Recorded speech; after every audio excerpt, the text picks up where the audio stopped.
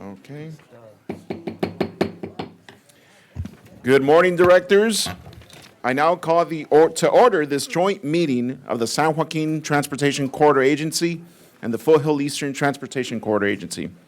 We will begin with the invocation led by Director Meeks, if you will do us the honors, and the Pledge of Allegiance led by Director Hurt.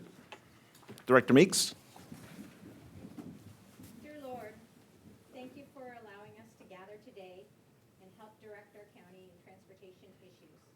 Please give us the wisdom to make the right decisions to serve the public. Thank you for your many blessings that allow us to travel safely in our roads, especially during these weather conditions. And please allow us to continue to protect and serve our community. Amen. Amen. Director Hurt. All right, if we can all face the flag.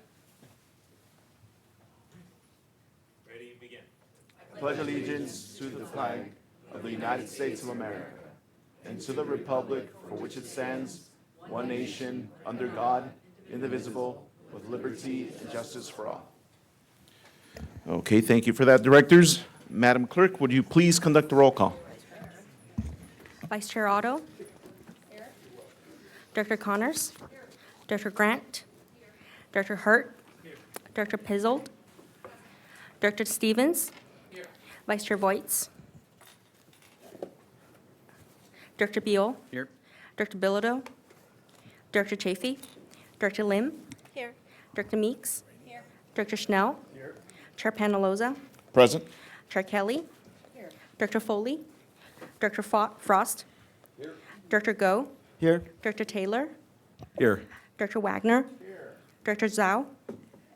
Mr. Chair, we have quorum on both boards. Thank you, Madam Clerk. Voights is here. I don't think I said here. Thank you, Director Voights. Madam Clerk, are there any public comments? There are no public comments. Okay, thank you for that. I'd like to ask the directors, if you have any questions or comments regarding any of the items today, please select Request to Speak from the drop-down menu on the device in front of you. The clerk and I will be able to see your requests. Now we will move on to our San Joaquin Hills consent calendar, items 1 through 3 and 5. Would any directors like to pull or discuss any items? Seeing none. Okay, moved by Director Connors. Do I have a second? Second. Seconded by Chair Trish Kelly. Madam Clerk, please conduct the vote. We can vote together. All those in favor? Any opposed? Motion carries unanimously. And you said we did those together, right? Yes. Perfect. Okay, Point of order. We actually need to do the consent calendar for the Foothill Eastern now. okay. Thank you. Thank you for that. Yeah, I'll Moved second, by- I'll second that. Director Wagner and seconded by Vice Chair Voights. Madam Clerk? All those in favor? Aye. Any opposed? Motion passes unanimously. Thank you for that. Let me find my,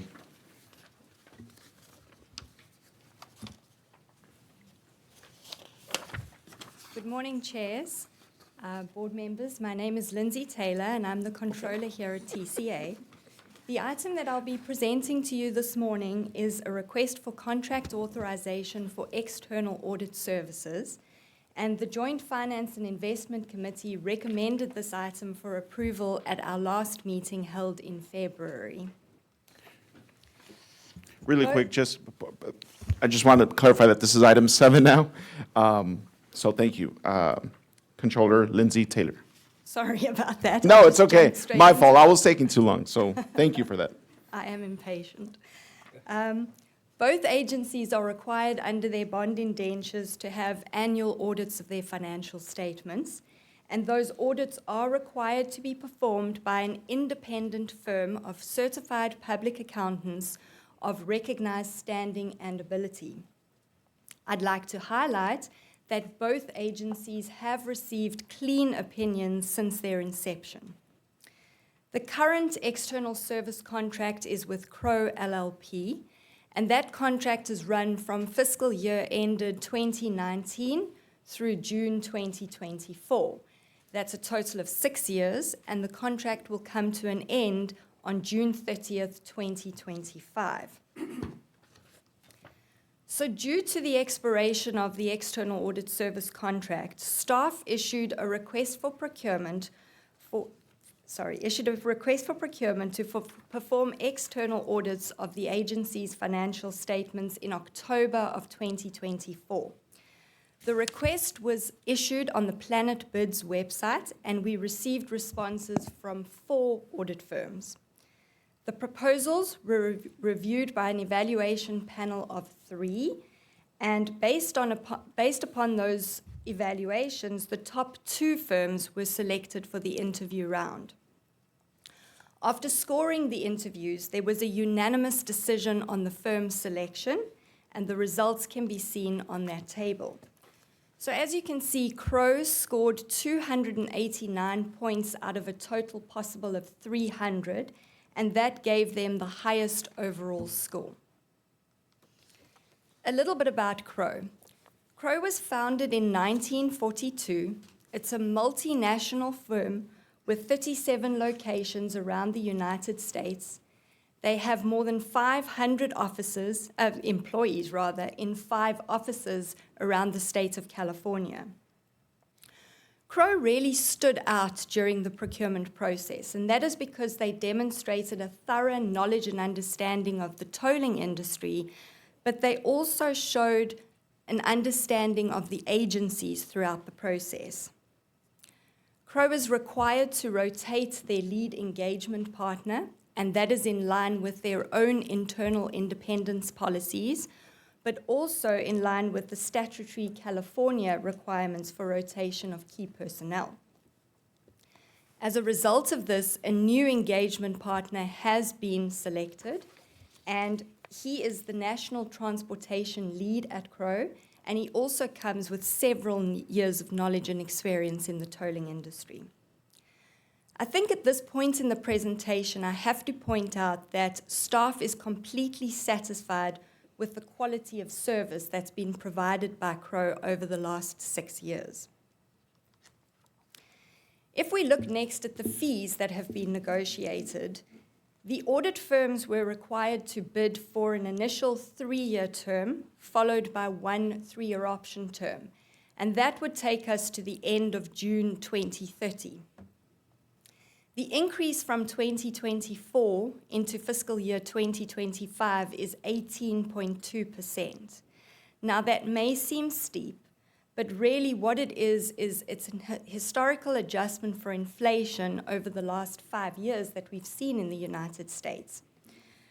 Crowe did not factor inflation into their fixed fee pricing, so they entered the contract at $100,000 per annum, and they held that steady through the 6 years. The increase in subsequent years is 2.5% per annum. We've split the fee equally between both agencies because we see an equal benefit to both. And it should be noted as well at this point that Crowe, after the negotiation round, did have the lowest fee or a lower fee than the other firm.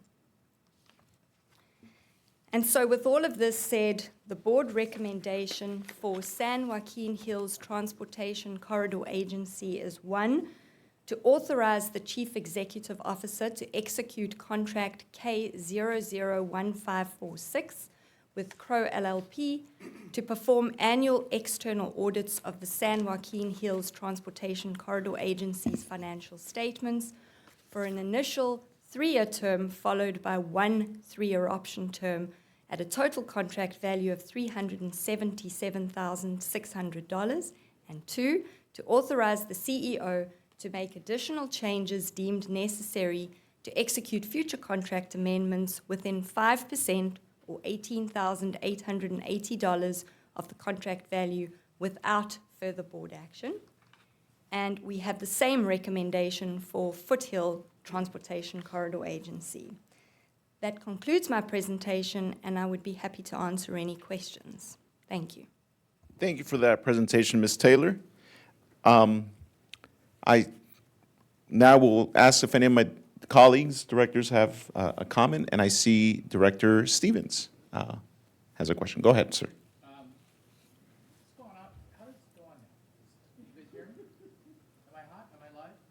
No, I'm not hot. You're not hot. What do I gotta do? Thank you, Director Wagner. Everybody was thinking that. I just have a question. And by the way, this is a really good report. You presented it very well, and it's wonderfully comforting that we have such an important and good and solid partner in Crow. I couldn't help but notice, though, that their local office is in Costa Mesa. So my question to you is, how much of the work on our engagement is done in the local office as opposed to other offices, Crow's other offices? Sure. So the team will all be from the Crow office, and so we have a bit of a hybrid approach with the auditors. They do spend a lot of time on our property doing the audit, but they also do some work remotely. It's my preference to have them on site, and so being in Costa Mesa, that obviously helps that.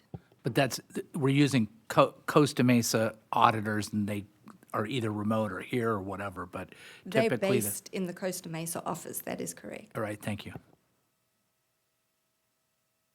Okay. Thank you, Director Stevens. Anybody else? I'd Any like to other? move staff recommendation. Okay. I'll call for the San Joaquin Hills motion. I'll move it. Second. Okay, moved by Director Otto, seconded by Director Wagner. Now, if I could please have the vote. All those in favor? Aye. Any opposed? Wonderful. Motion passes unanimously. Now I will call the question for the Foothill Eastern. On behalf of Foothill, I'll be happy to move staff recommendation. Okay, moved by Director Voits, seconded by Director Meeks. Thank you for that. All those in favor? Aye. All those opposed? Great. Motion passes unanimously as well. Thank you. Thank you for that, Ms. Taylor, for that presentation. Thank you, directors. Our next item is item 8, Network Security Services Procurement. This item will be presented by Chris Thompson, Director of Information Technology. May we please have that report? Good morning, directors. My name is Chris Thompson. I'm the IT director here at TCA. The item before you today is a new contract for network security services. This item was presented to the Joint Toll Operations Committee on February 26, 2025, and was approved unanimously. Let's start out with an overview of network security services and what that all means. The main component of the system and of the service is something called an intrusion detection/prevention system, also known as an IDS/IPS. The easiest way to think about this, it's very similar to a home alarm system that you may have. If you have a home alarm system, you probably have sensors on your doors and on your windows, and if someone sets off the alarm, you likely will get a call from an alarm monitoring company that will ask you if this is something that they need to worry about or if this is a false alarm. It's very similar with network security services. We have sensors on all of our workstations and servers and on our network.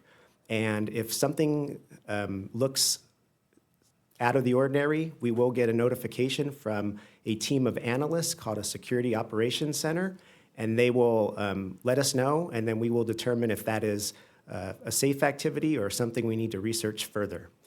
This is not only something that is a good security practice to have, but it's actually required because of the amount of credit card transactions that TCA processes.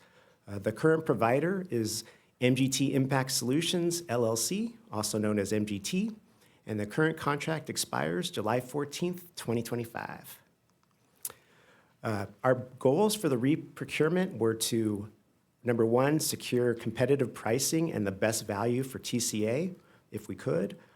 Also to improve upon the current system. We're always trying to make the system more efficient, filter out false alarms and noise, and if possible, add automation so that we could automatically respond to a threat should one occur. And lastly, we wanted to maintain our level of incident response. This is how we respond if there's ever an incident on the network. To this point in time, we've never had a major breach at TCA, but it's nice to have this option on what to do if there's an incident should one occur. So to achieve these goals, we issued RFP K001544 for network security services in October of 2024. We had a pre-evaluation meeting so that vendors could ask questions, get comfortable with the scope, and we could tighten up the RFP if needed. We received 4 responsive proposals, and of those proposals, we shortlisted the top 2 firms, which were MGT Impact Solutions LLC, the current provider, and L&M Trix LLC. After reviewing both the proposals and going through the interview process, the evaluation team unanimously agreed that MGT, the current provider, was the #1 ranked firm. Here you can see the scoring between MGT and L&M Trix. A little bit about MGT Impact Solutions. They are cybersecurity leaders with over 350 security and network engineers. One thing of note during the interview that stood out to me was that they were called upon to help the LA Unified School District recover from a major ransomware attack. They weren't the firm doing the monitoring, but the fact that they were called upon to help with the recovery is a testament to their expertise. They have experience working with California agencies in the public sector, and they do have a local presence, which is helpful if they should ever need to come on site, which has never been needed up to this time, but it's good to have that option. The new contract will maintain our existing services and add additional automation capabilities like I referenced in the previous slide. Of note is a lower monthly cost. The cost compared to the current contract is 40% lower. We did reach out to MGT to figure out why and understand why, and they mentioned that some of their security operations center services were brought in-house as opposed to being external. And also items that they were previously purchasing separately, they were able to bundle together and pass the cost savings on to TCA. And lastly, their company growth allowed MGT to streamline their process and better support us at a lower cost. This slide gives you an idea of the monthly cost comparison. On the far left, we have MGT with their proposed cost of $12,000 per month. In the middle, we have L&M Trix, the second place firm. Their monthly cost was around $14,300 per month. And on the far right, we have MGT's current contract, which was around $20,000 per month. So that gives you a good visual of the difference in cost. This slide is a conclusion slide that shows the total cost for the 3-year contract plus the 2 1-year extension options, inclusive of contingency. So in the bottom right corner, you can see the total price of $788,436, and you can see the allocations between Foothill Eastern and San Joaquin. The board recommendation for San Joaquin Hills is as follows: to authorize the CEO to execute contract number K001544 with MGT Impact Solutions, LLC, for network security services for a 3-year term with 2 1-year extension periods in amount not to exceed $279,536. Number 2, to authorize the CEO to execute amendments as needed up to 10% under contract number K001544 in an amount not to exceed $27,954 without further action by the board.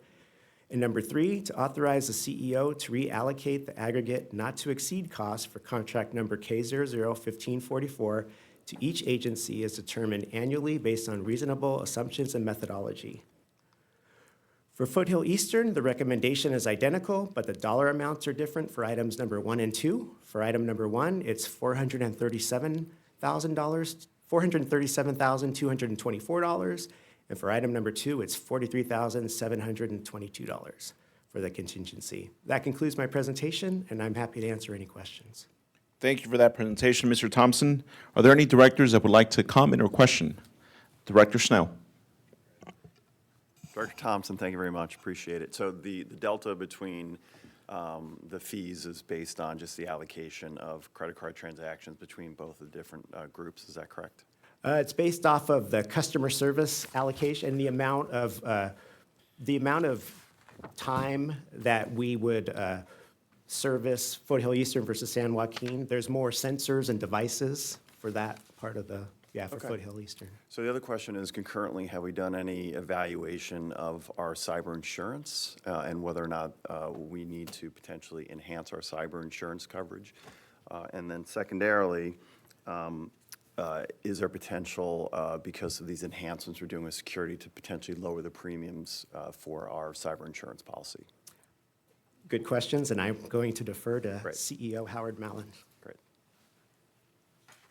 Chief Financial Officer Howard Mallon. So as it relates to our insurance, we do work with the insurers annually to evaluate all of our security, not just this specific service.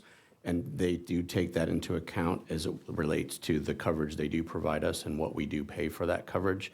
To this point, we've been very successful in obtaining high-quality coverage because of the quality of the security that we do have. But what was your second question? Just seeing whether or not, because we're enhancing our security protocols, whether or not there might be an opportunity to basically lower our risk profile and concurrently our premiums. As we go through the renewal process, we do provide the insurers with additional information about the enhancements we do make so that they can consider that in the evaluation. What we have found historically, especially in recent years, because of the world of cybersecurity being so much in the news and so many claims, is that we have to keep increasing our security in order to just maintain coverage even, but that is something that we look at every year. Okay, great. Thank you very much. Thank you, Director Snow. Vice Chair Voights. Director Thomas, great report. You know, the thing that I want to bring back to you is slide number 21. Obviously, we're an expanding agency with a growing customer base, and the fact that we have a current cost of nearly $20,000, and then we're going down. What was the reason that they lowered it? Because effectively, we're growing as an agency with members, increasing threats on our customers and on the agency. What was the negotiation part that we came down on such a great amount? And actually, I'm pleased with the contract, and I'm pleased with the service, and very happy that we have such a reputable company, hopefully not in Costa Mesa again, but that we have such a reputable company here that has actually been looking over our security for our customers and the agency. What was the cost difference there? So the main reason was just more efficiency and taking more of their services in-house. We are servicing the same number of endpoints, but to your point about growth, that's why we have the contingency amount. So if we did need to add more endpoints, that's how it's licensed, by the number of servers and workstations. So we have capacity to grow if needed, but we're lined up for the long run. Well, I heard your presentation in Toll Ops, and I'm pleased with the contract. I'm very happy with staff and the work that you've done to bring forth this contract at such a good cost to us. I'm happy to move on behalf of Foothill Eastern staff recommendation. Thank you, Vice Chair Voights. Before we move on, we have a comment from Director Grant.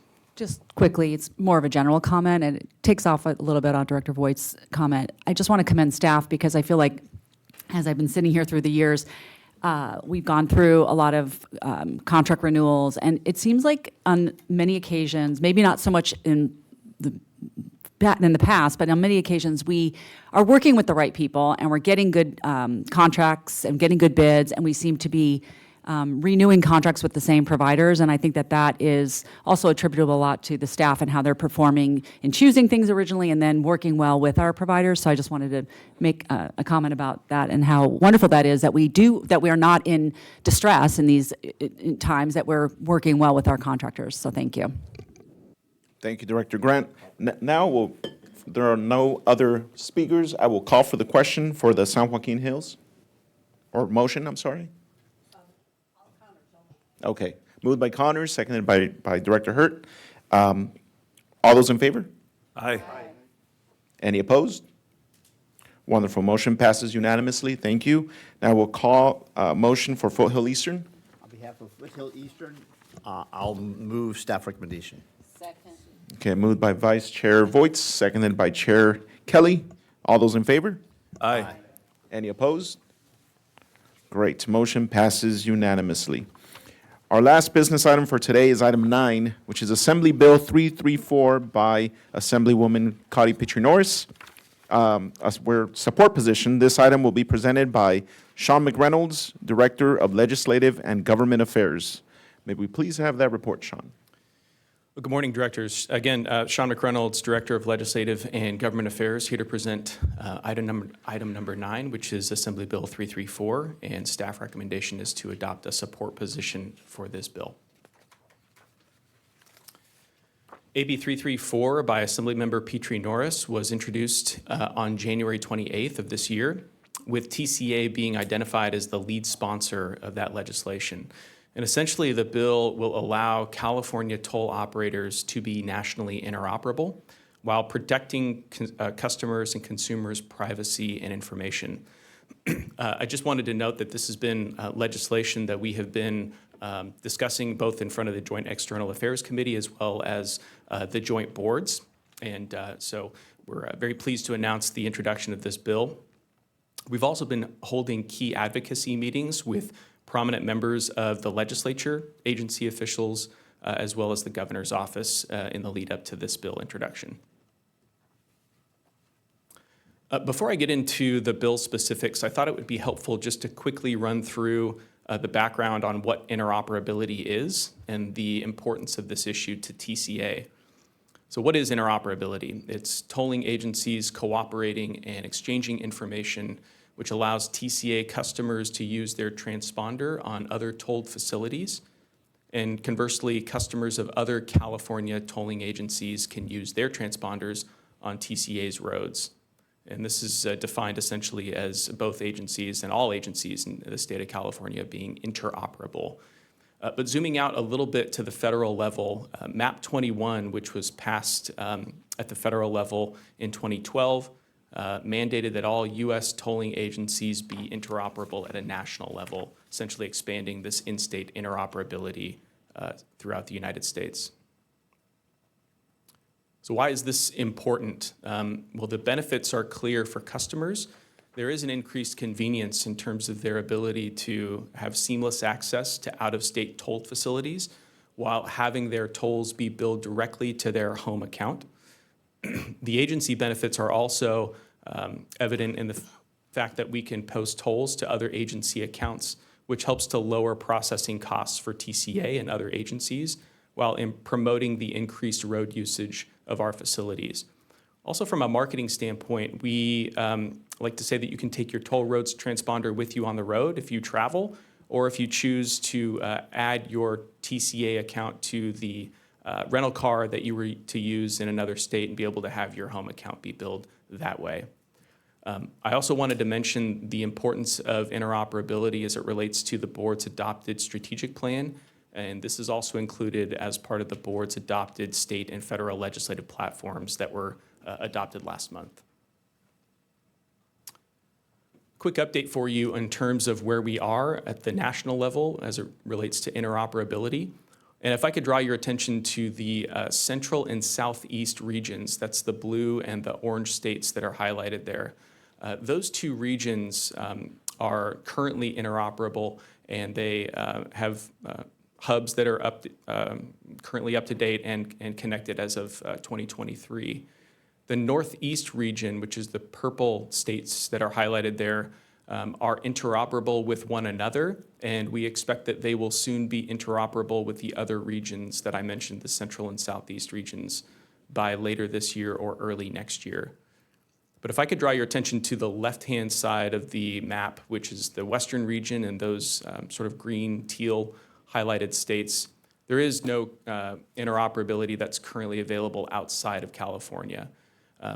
The western region is developing options for a western regional hub, and in alignment with the board's direction given last year, TCA has expressed its willingness to serve as the hub, but there is no interoperability that exists right now in the western region as it stands today.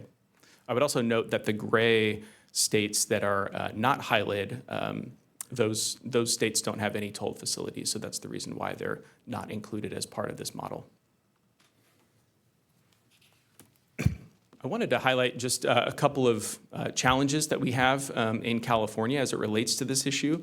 The Streets and Highways Code, Section 27565, broadly speaking, authorizes California agencies to participate in national interoperability, but it currently restricts the data that we can use, which essentially leads us to a need for a technical fix in order to fully participate. I'd like to also draw your attention to the data that can be shared section of the presentation. That's the license plate number, transponder ID, the date and time of transaction, as well as the identity of the agency that's operating that toll facility. Those 4 specific data points are the only points that we are able to share with out-of-state operators in state law right now. But if you see there's an additional minimum data needed in order to process tolls, including the toll amount, the location of the toll plaza or the lane number, the transaction number, as well as the vehicle information such as the vehicle type or axle count. There are a couple of hurdles that we anticipate to a legislative fix. Having legislation signed into law in Sacramento is no small feat, so we wanted to just briefly discuss those with the board this morning, which again, I think we're anticipating some conversations regarding the sharing of information across state lines and some potential privacy concerns as well, and needing to make sure to message to any opposition, of which there is none right now at this point, but in the event that we do receive opposition, we would need to clarify that this is actually improving customers' privacy and their information sharing. We also wanted to mention the fact that SB 623, which is similar legislation that was introduced in 2021, did not advance and was not signed into law. But that legislation was also dealing with privacy issues and PII, personal identifiable information, as it relates to toll collections. And so due to those concerns, the bill did not advance. We are taking a more straightforward approach and just focusing on interoperability in AB 334. Just to demonstrate a little bit of what we're doing in terms of the bill text, this is the current law as it stands, and don't worry, I'm not going to ask you to read state code, but I would ask you just to look at those 4 data points, which is 1, 2, 3, and 4. Those are the data points that I highlighted on the prior slide that were restricted in terms of sharing with out-of-state operators. This is what we're proposing as part of the bill text, is that we would remove those 4 data points and clarify that only the information that's necessary to process a toll would be used for national interoperability. Should the boards adopt a support position for AB 334 today, staff will continue garnering support for this bill by working with the Assembly Member's Office and our contracted state advocates. We are preparing for the Transportation Committee hearing, which is set to take place on March 24th. And we have also been referred to the Assembly Committee on Privacy and Consumer Protection, which we anticipate will be taking place for a hearing sometime in mid to late April or possibly early May. So the board recommendation for San Joaquin Hills TCA is to adopt a support position for AB 334. Similarly, for Foothill Eastern, it's to adopt a support position for AB 334. That concludes my presentation, and I'm happy to answer any questions. Thank you for that presentation. Mr. Reynolds, I believe we have a couple questions. Director Stevens, please. Yeah, thank you for a great report. I'm grateful for Connie Petrie Norris that she's helping us here and supporting this. And I also think it's great, and I'm impressed that we're taking the initiative on this from a legislative standpoint. So thank you for that. My question is just for my own education about the market. So could you answer questions so I can understand the market a little bit better? How many toll operators are there in California? You know, who are they? Who at least who are the big players? And where do we fit in that market in terms of rankings for size or any other, metric that makes sense to rank toll operators? Sure. There are 13 toll operators throughout the state. They're all across the state, the largest being from a lane miles perspective and also a customer perspective, the number of accounts that are held. TCA and BATA are the 2 largest. That's the Bay Area Toll Authority. which operates some toll facilities up in the Bay Area. But Sandag also manages toll facilities down in San Diego County, as well as LA Metro, obviously for LA County. There are, as I mentioned, 13 in total. So I think that hopefully gives you a sense in terms of where we are at the state level. And you said real quick, the largest is us and BATA? Yeah, Bay Area Toll Authority has, I don't recall off the top of my head the number of accounts that are held with them, but we have 2.7 million accounts, which I think is just behind BATA's. But in terms of the number of tolled lane miles, we have 420 lane miles, which my understanding is the largest in the state. And I'll invite Chief Toll Ops Officer Vinny Valdez to. Yes. I was just going to add that BATA has around 7 million accounts. Okay. So it seems then sensible for us to be leading the charge here. We're not punching above our weight or anything like that. We're one of the big fish in this pond. Okay, thank you. Thank you, Director Stevens. Director Pezel, please. Thank you. I've had the pleasure of living in many states, and I've lived in the East Coast, and this is a normal thing. This is a normal, to have one toll pass and to be able to travel between states, and the billing process is simplified. I think there is confusion when you have people that move from other states that travel one toll and they assume that it is associated with another toll. There's just a lot of confusion. So I really appreciate this. I'm supporting it, and I think that it will help with the reduction of the collections. So I think that this is just, in my opinion, something that we should have done a long time ago. And so I want to move the staff's recommendation. Thank you, Director Pezel. Director Chafee? Yes, thank you, Mr. Chairman. I represent the county at the California State Association of Counties. All 58 states are members. And within that, there are some divisions, including one for large counties. Generally, the smaller counties don't have toll roads, but our larger counties do. So at the last CSAC meeting, I was pleased to present materials that staff put together for me on this issue, great materials, but there was no bill to take a position on. And so, but I did speak extensively with the staff person who worked on transportation issues and left that material there. So I'm very pleased to have a bill there, so now we can actually ask for a support position in two places. One is the committee. Strangely, it's called the Housing, Transportation, and Land Use Committees. I don't know why that all mixed up, but anyway, that's where transportation is. And the larger committee of large counties, I think, would be more interested. It can ask for a support position from both of those spots. So I'm very pleased to see this happen. And I would like to move on behalf of Foothill Eastern that we take a position of support. Thank you, Director Chafee. Before we move on to the motions, let me call on Director Taylor, followed by Director Grant. Yes, Sean, thank you for this in-depth report. How do the tolls actually get charged, I mean, without credit card information? Can you run through the process or how that works? And then the other question would be, is there compensation for additional business if from out-of-state agencies or other toll agencies for TCA? Sure. Thanks for the question, Director Taylor.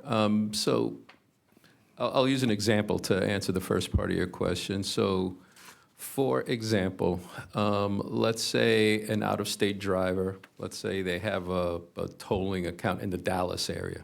We'll use Amy as the example, right? A tolling account with NTTA.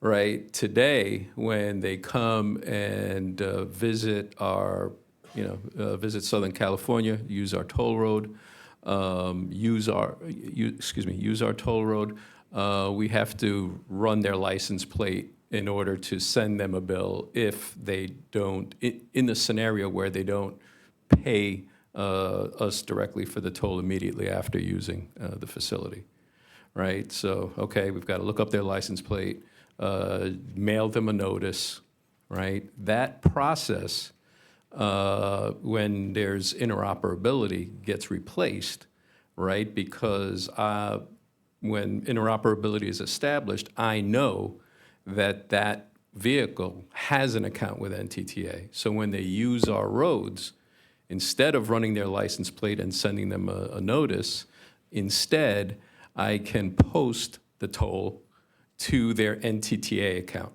Just like if a 91 Express Lanes customer uses our facility and we post it to their 91 Express Lanes account, we can post it to the NTTA account, right? So it's much faster, a lot cheaper when we can, post a toll that way as opposed to mailing a notice. The cost associated with doing that is very minimal. It's really limited to a 3% fee, right, that agencies on the national scene charge each other, right? So if I post a toll to the NTTA account, they're going to charge me 3% of that toll amount as a fee. And then vice versa. If they, in turn, post a toll to our customer's account, we'll charge them a 3% fee. So 3% of the toll amount is generally speaking, the cost per transaction. Okay? Thank you. Yep. Thank you, Director Taylor. Director Grant. Thank you. So I know that we've been dealing with this on several occasions in either committees or here actually with the full board. I remember that we dealt with one-way interoperability with Texas, and I didn't hear that come up today, not necessarily important, but I know that we've been pushing forward with whatever we can. Just wondering about that, where that is, and then also with respect to this proposed bill, is this what we need? Is it done? Like, is this like the ground floor of what we need, and then there's going to be additional bills, or after this, are we going to be able to push forward? Sure. Maybe I could address the second part of your question first, and then I would invite Vinny to add on. This bill, if it were signed into law, would remove the barrier that's currently in place in state law that prevents us from participating in national interoperability. So it's really the first step in terms of being able to be nationally interoperable. So this is an important step, and really the reason why we're not able to fully participate at this time. We are pursuing a one-way interoperability agreement with NTTA. We're doing that as a result of the fact that we can't have that two-way interoperability because of the restrictions in state law. But Vinny, I'm not sure if you wanted to add anything specific. Sure. Thanks again for the question, Director Grant. So with regards to one-way interoperability, right, while Sean, a good way to think about it is while Sean is working on getting the bill passed, which removes all restrictions, the way, what I'm doing is taking those first steps towards national interoperability under existing legislation by establishing that one-way arrangement with NTTA. We see a lot of Texas plates on our roads, and that was a logical place to start. At this point, we have the co-op agreement executed already. It's a done deal, and we're actually working on implementation. And we're going to begin testing soon and anticipate going live with that sometime between next month and June. And when we go live with that, our customers will be able to use NTTA facilities and have their tolls posted to their home account here. Then when the bill gets passed, then we can implement it in the other direction, such that we can go ahead and post tolls to NTTA customers' accounts when their customers use our roads. Okay, thank you. It's good to see that great progress under the existing system and then pushing forward for the next step. And many of us, me and I know Mayor Limmer, going up to Sacramento next week, and we'll be meeting with transportation and different, COTI and others. And so we'll make sure to, bring this up and be very supportive of the initiative. So thank you. Music to my ears. Thank you. Wonderful. Director Connors, please. Thanks. My request to speak button seems not to work, but this always works. My question is for both of you regarding timing. In in the best case or anticipated scenario, first, how long will it take to move this through the legislative process? And then assuming that it is passed, how long will it take us technically to implement the technology and the agreements with the other agencies? Sure, I'm happy to tackle the legislative specific question, and then Vinny, maybe on the technical side. The bill as it's currently crafted, if it were to pass and be signed into law this year, would take effect on January 1st of next year. So that barrier would be removed starting of January 1, 26. Vinny, if you want to chime in on that. And then from there, Director Connors, anywhere between 1 to 2 years to implement a Western Region hub. And then with that, agencies, Western Region agencies would be able to become interoperable. 1 to 2 years. Can we start the technical work after the bill is passed and before it becomes effective? Oh, absolutely. Our one-way effort that we're already working on with NTTA that Director Grant asked about actually we're already pushing in that direction with that project, so already working on it. Chair, if I may. Go ahead, Follow CEO. up to Director Connor's question, and Vinny can jump in if he wants to add more detail on this. We would need to work with the Western Regional Toll Operators. That group would have to determine which toll operator would be playing the role of that Western Regional hub, so that would be one of the first steps. Per the board's prior direction, staff has messaged that we are likely willing to, but the details haven't been determined yet, and there may be other toll operators that may have similar interest. So wanted to make that very clear that it's not a sure thing that TCA would be the Western Regional hub for this region, but that would be to be determined based off of the Western Regional toll operators deciding. With the Texas Tolling Agency, we've gone ahead all by ourselves to negotiate a one-way agreement. But I understand that if this legislation is passed and we have two-way agreements, we have to wait until we have the whole Western region before we can advance that? So let me clarify a bit. For our arrangement with NTTA, as Mr. Valdez has described, we would be able to implement sort of that relationship both ways with NTTA, but that wouldn't be mirroring exactly the hub structure that national interoperability currently covers.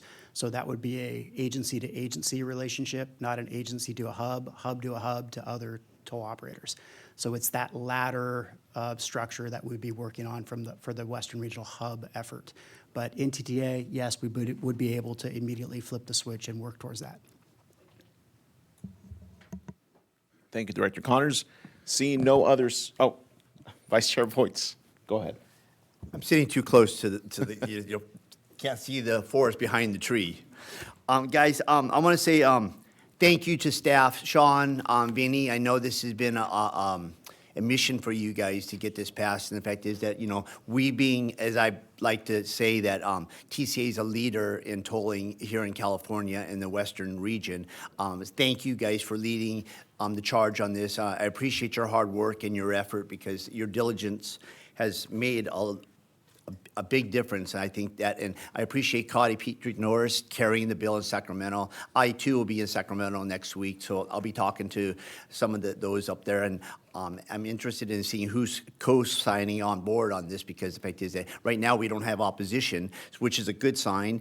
But the fact is that, obviously the more people we have on signing as co-authors, I think is beneficial to us. And so I want to say thank you guys for your hard work. And we're an agency that believes in customer service. The convenience this brings to our customers as toll TCA ticket or sticker holders or transponders, it makes it so much easier when you take a road trip. I'm planning a road trip this summer, and I'm looking forward to, excited about the opportunity that I have to go on other tolling agencies and not have to worry about billing, just knowing that my transponder will be taking the bill for me. So we're looking for user points eventually. I want to know if we're going to partner with any major hotels. And so I'm excited. So I wish you much success, and thank you so much for your hard work and diligence. I do appreciate it. And, you know, obviously this has been a good meeting for us because of some of the contracts that came forward, lower cost, and, you know, we have an increased inflation area that we have, inflation's rising, but the fact that some of the contracts we have are very reasonable and good for not only TCA, but for our consumers. And so I want to say thank you to the TCA staff, and I think job well done. And I'm going to be up there lobbying for it the next week, and so I hope to hear that you guys are shining for us up in Sacramento. Thank you so much. Thank you, Vice Chair Voights. Now, Director Go. Yeah, thank you for that information, actually. I have family from out of state, so if they come visit, I tell them to bring their transponder. Is there a website they can go to cross-reference just to confirm it works with them, or what is the process that they can feel comfortable that, you know, they can bring it with them? Short answer, Director Go, is not yet. There isn't a single comprehensive website. I mean, well, we have one within California that tells you where your transponder is interoperable, but at a national level, not yet. That's one of the things that a coalition of tolling agencies called the National Interoperability Committee, of which I serve as vice chair, that we're working on is, okay, what might that national website look like, right? What would it contain from a marketing and messaging standpoint more broadly? You know, how would a customer driving across state lines know that their transponder is good, right? Not just, you know, in addition to visiting a website, also what signage might you have to communicate that? So the effort's in progress. Director Go, to one bit more information for now, if somebody has family, friends that are visiting from out of state and you wanted to make it more seamless for them, you can add their rental car vehicle license plate to your account here at TCA and put the duration that they'll be here, and they will be able to drive on our facilities seamlessly, and the posting of that toll would be to your account. Once we are interoperable nationally, then it would post to their home account if they had their own transponder. You're assuming I like my family members. Thank you, Director Go. Director Chafee, please.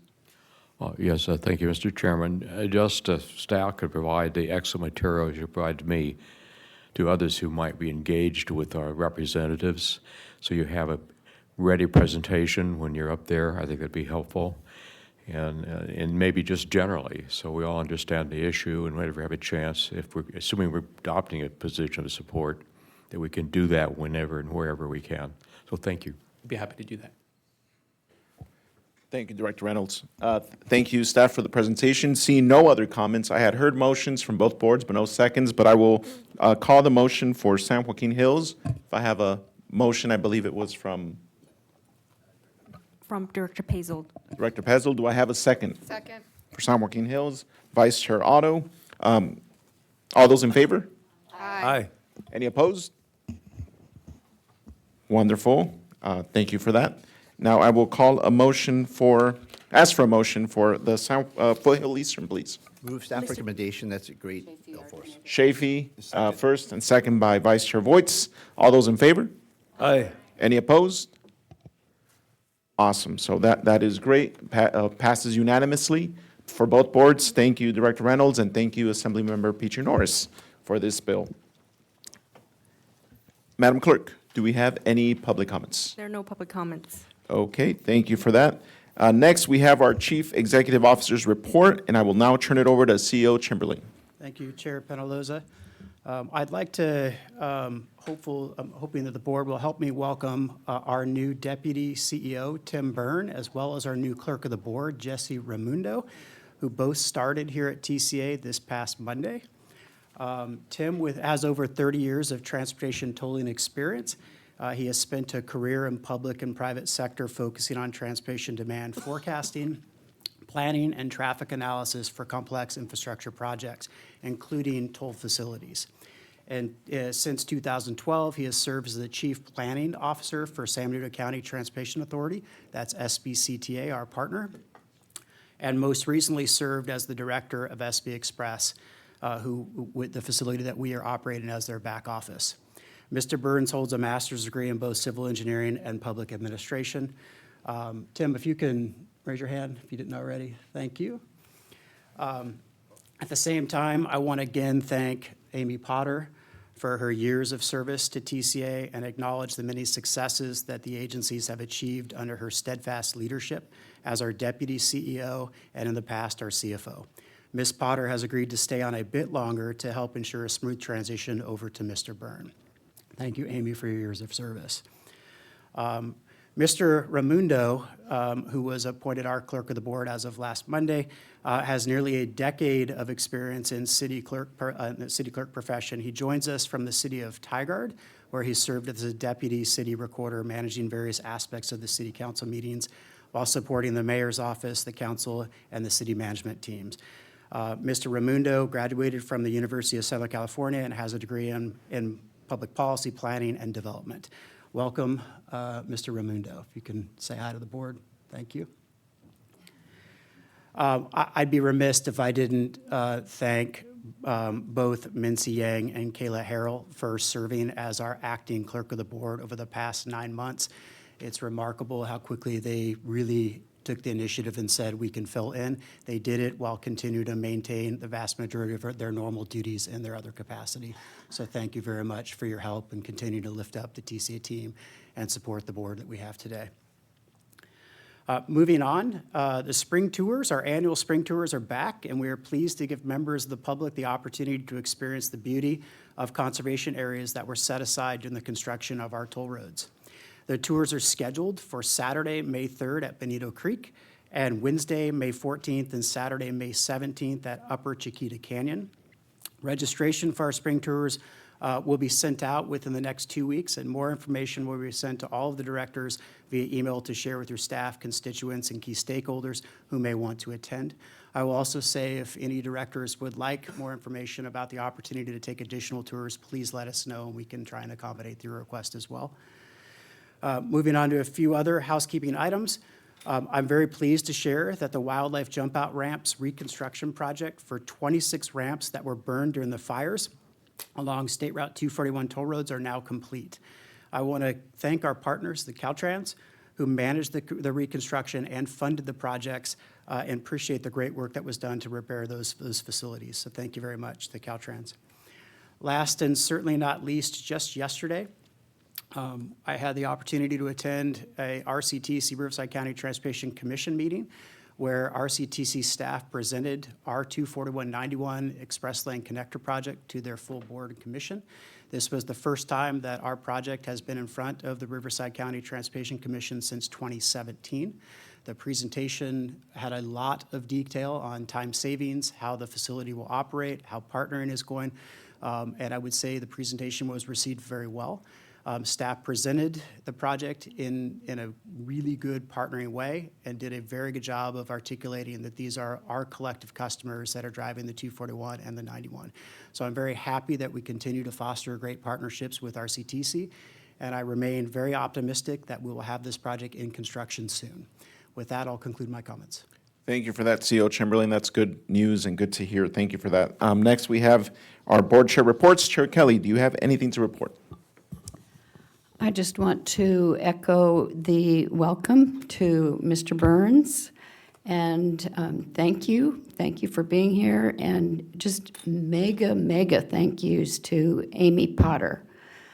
The position of our agency is, you have had a lot to do with our success and the financial stability and the innovative moves that we've made that have saved the agency money and put us in such good position.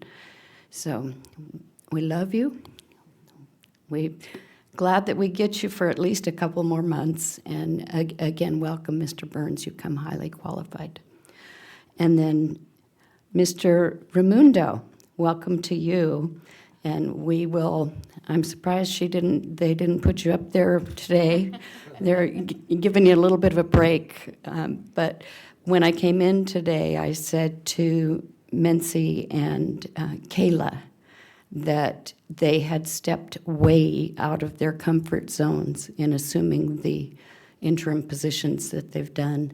And they both, with grace and professionalism, did outstanding jobs. Both of them said, well, we appreciated the opportunity to learn and to grow. And indeed they did, and they have served us well. So I wanted to thank them. That concludes my comments. Thank you. Thank you, Chair Kelly. Yeah, welcome, Mr. Burns and Mr. Raimundo. Excited to work with both of you. Thank you, Menxie and Kayla. I mean, there was never any hiccup at all from the clerk of the board's office and area. I never noticed it, so you guys did a fantastic job. Thank you for stepping up. Just want to also thank Director Chamberlain CEO Chamberlain for being so responsive at all hours of the week and day, and I've sent him some stuff with some issues on the 241 and the 91 actually, and he's been very quick to respond and address it. So thank you for that, Ms. Potter. Thank you so much for hanging on and for making sure that there's a smooth transition. That's all we can ask for. Thank you for your years of dedication to this agency. With that, we will now move to closed session.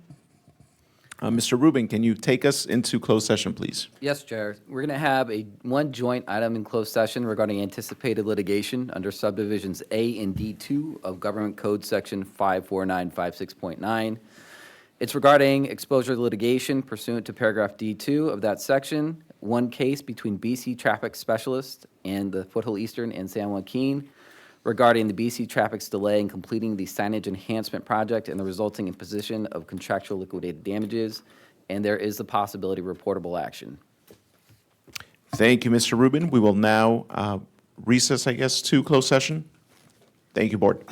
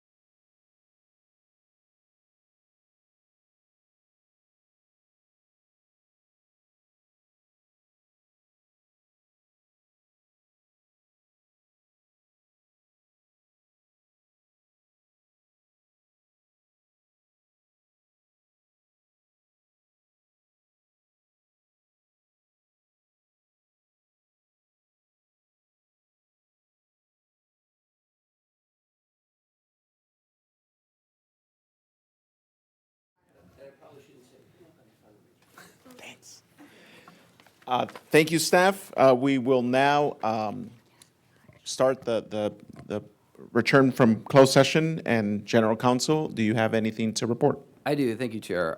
In closed session, I was given authorization to defend against a future lawsuit if one is filed, and to file a cross complaint if deemed appropriate, and that is all. Thank you, Ben. I will now adjourn the meeting. The next regularly scheduled meeting, I should have said that first, right?